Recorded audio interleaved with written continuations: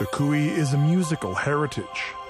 It is a unique, creative work and a story with a profound meaning. Konyr Kaz Kui. The Kuishi singer is Eshim Tai. Legends in music. The young Jigit is returning home. His parents have named him Ayan, which means widely known. His name fits him well, and many people know about him. Even in the remote villages, he is praised for his skillful playing on the dumbra. He plays in a very special way. As he touches the strings ever so lightly and quickly, it seems that he is not really playing, but that the dumbra itself is singing out on its own.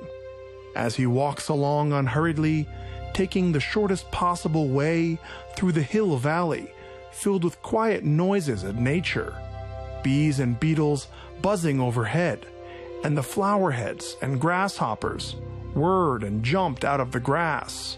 The thorny bushes clung to his robes and pants. But Ayan noticed nothing, and he walked along, absorbed in his thoughts. Is it possible? He thought. There now, things happen. He was very impressed by the story told by the old Aksakal, Kobe. He was thinking of how they began to serve tea, and how Kobe Ata, a well-known and revered Akun, picked up his dumbra and began to play it. His old fingers slid along the strings, and Ayan stared at the beauty of his dumbra. The instrument was incredibly elegant, a fancy design of wood, and its fingerboard like a swan's neck. This was the first time that he saw a dumbra like this. And indeed, the craftsman who had created this wonder must have thought that he had gold in his hands. But he was even more surprised when he heard the amazing story that happened to Kobe Ata when he was an 11-year-old boy. Fat sheep flocking up together descended from the hill. Fresh, juicy grass was abundant, and their wool was thick and soft. The rich man's flock grazed on the best pastures, and little Ayan and his father spent all of their time in the mountain valley, looking after the cattle. The father and son put up a yurt and tended to the sheep until the late fall. So days passed on until one day Ayan saw an emaciated horse descending from the hill. With difficulty, the horse was moving his wounded legs, weak with fatigue. But the faithful horse kept walking and did not throw his rider off of him, who had been unconscious for many hours now. A warrior was lying on the saddle on one side. Kobe opened his eyes widely in surprise, and he shouted to his father, and together they rushed to the horseman. That warrior was the sturdy one, a tall batir, almost a giant, wearing armor, but covered with blood and dirt. Over his shirt of mail, an arrow was jutting from the left side of the warrior, piercing the metal. Together with his father, they carefully removed the warrior from the saddle. He was light-headed. My father knew well how to heal wounds. First of all, he carefully took the arrow out. The wound was deep, and it was bleeding. His father taught his son how to apply a bandage with medicinal herbs, and now Kobe stayed with the batir day and night. He gave different concoctions to the wound, and the healing fluid reduced the fever and strengthened him. Gradually, his wound began to heal.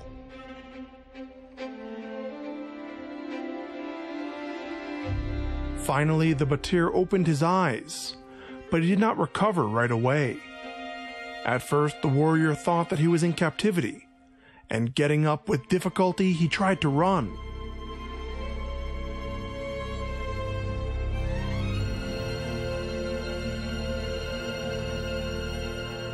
He exited the yurt, and after he only made a couple of steps, he saw the boy, and raised his sword and took a swing at him. But his hand trembled, and the warrior staggered of weakness and sickness, and nearly fell to the ground.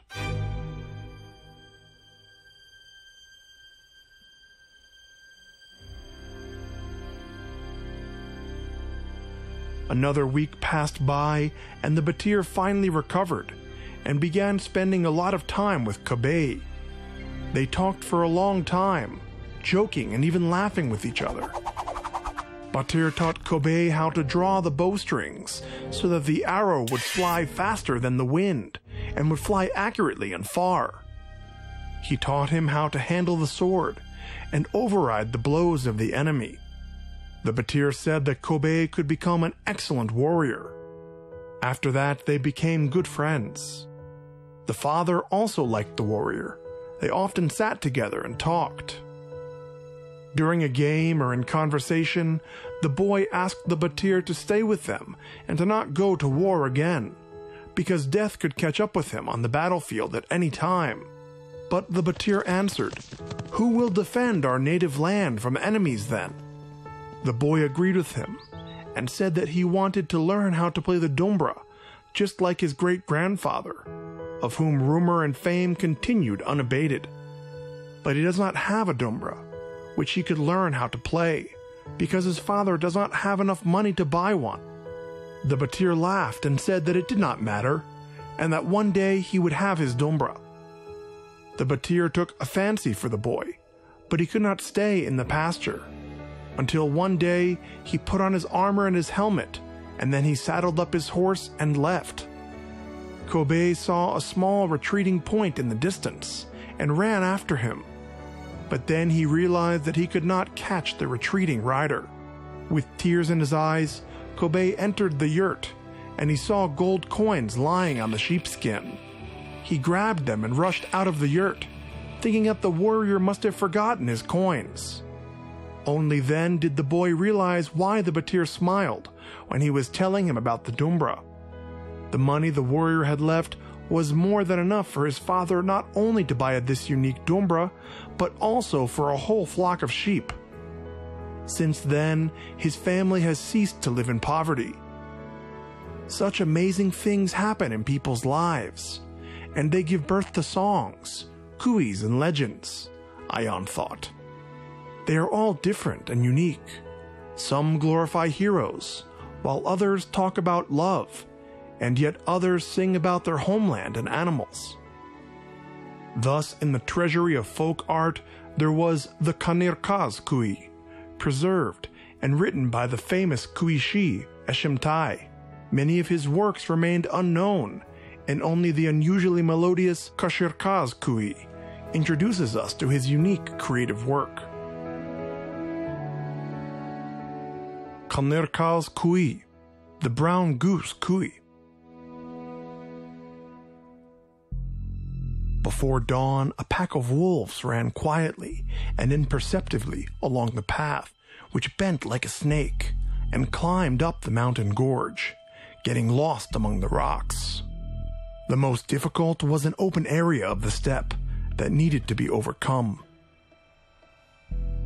A huge wolf, the leader of the pack, kept stopping and peering afar, listening and trying to catch the slightest rustle. Now, at this time of the year, the valley was colorful and blooming. With the rising of the sun, hundreds of colorful butterflies took flight and danced around the flowers, flying from one to the other. The very first golden red sun rays began to make their way through the rapid brightening sky. They must hurry.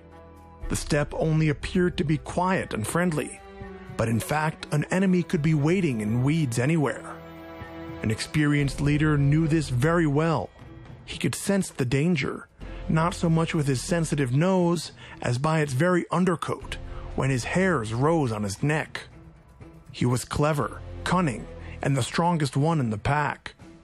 He knows how to go round the traps of the humans, how to hide and how to find prey. And now he felt the unpleasant chill running down his neck. This feeling never let him down. He stopped and looked around again. No, all was calm. So he lifted his head again, and then he looked up into the sky, where an eagle soared majestically in the clouds. The wolf exhaled and thought, "He has it good. He is at peace and he is free. He is just soaring in the clouds there. He has it easy. But me, on the other hand..." At that moment, a field mouse flittered in the grass, and the wolf cringed. It cannot be their prey now. It's another matter in the winter. Maybe I should turn back. A thought flashed through his mind. The leader stopped. The pack was waiting for him to decide. "No, we cannot turn back. There is no time. The sun is rising, and we will hide among those rocks." The wolf shook his head, driving away the unpleasant thoughts. He squatted down on his hind legs, and jumping up abruptly, he swiftly ran forward. The other wolves followed him. He just needed to go ahead, to hide among the impregnable gray rocks, in the gorge that no hunter could reach. But the pack did not make it. They were being stalked. People were running at them, hissing and shouting, surrounding the pack in a ring. Some of the wolves ran in different directions, and one by one they all got trapped. The leader glared and surged forward. There was only one way out. The circle must be broken before it closes. The pack swiftly rushed after him. The wolves ran, cutting through the cold morning air with their hot breath, barely touching the ground with their paws. The leader heard a sharp, unbearable human squeal and the gnash of metal behind him. But this noise grew quieter and quieter. There lay several dead wolves, and the smell of blood and death was behind him. Almost the entire pack was able to escape from the pursuers and jump out of the ambush. Tired and exhausted, the wolves laid on the cold stones, covered by rocks all around. The leader was tormented by the thought that the people are becoming more cunning and clever, and they cannot escape them anywhere. He also thought that it is impossible to stay in the mountains for a long time. It's difficult there, and dangerous to find food on the steep rocks. Their strong paws are only adapted to run on the ground, but not to scramble among the rocks. He lifted his head up again, and he saw the eagle soaring in the sky. How good it is to be so free, the wolf thought, and he sighed heavily. Going round and round, the eagle descended, while the wolf followed him with his gaze, and he loudly shouted to him, "Hey, eagle!" The eagle heard the call and waved his wings, and turning around he flew towards the wolf. "I can hear you. Golden eagle, you are vigilant, and you can see everything from your height. Tell me now, are there any hunters in the valley waiting for us?" "No, wolf. They're all gone. You can take your pack away," the eagle shouted, and he flew away. "Hey," the wolf yelled, "you are lucky. Good for you. You are so free, and you know no danger and no enemies." The eagle turned and began to descend slowly. The huge bird landed on a sharp stone ledge next to the wolf.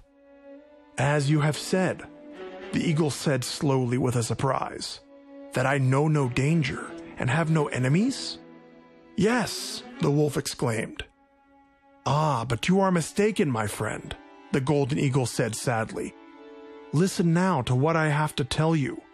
I suffer through the fault of people just like you. They ruin our nests, and they take our young eagles, forcing them to hunt and to bring prey, not to their nests, but to the feet of their masters. When I was an innocent young eagle, I myself was seized when my wings were pierced with an arrow. But I was able to escape and to fly away. They don't bring peace to anyone at all." The wolf was looking at the eagle with his emerald green eyes, and he could not believe what he had heard. "I always thought," the wolf said, "that you are invisible in the sky, while we, the wolves, are the strongest in the steppe. But if even you have no peace from these humans, then there is really no one or nothing that is stronger than a human." "Yes, there is. The element," the eagle said. "When the sky gives birth to a storm, the man becomes helpless and pitiful. A mighty wind tears and sweeps their owls into splinters, and roots up trees, and lifts and carries away their cattle. Snow blizzards cover their homes, and they freeze up from the bitter cold and horror. So then we can see that no one can cope with the elements of nature. Maybe, said the eagle, but there is also a goose. Who? The wolf cried. A brown goose, repeated the golden eagle confidently. Ha ha ha, you're joking with me, the wolf snapped. No, the geese can go up very high in the sky, even higher than I can. And while soaring in the clouds, they can barely see them. The arrows of a man cannot reach them. They fall back to the ground, never reaching their target. They fly to another end of the earth without rest and sleep, where it is always warm and where there is no winter. They fly even when the sky is clouded over with a dark veil and the whirlwinds are raging around them. They fly in the midst of the glittering lightning and rolling thunder, continuing on their course. The wolf hung on every word of the eagle in silence. It's as simple as that, the golden eagle added, waving his wings, and then he soared off into the sky. The wolf followed the eagle with his eyes and said, "Who would have thought how amazing this life is? That such an inconspicuous and unattractive bird could be so surprisingly persevering."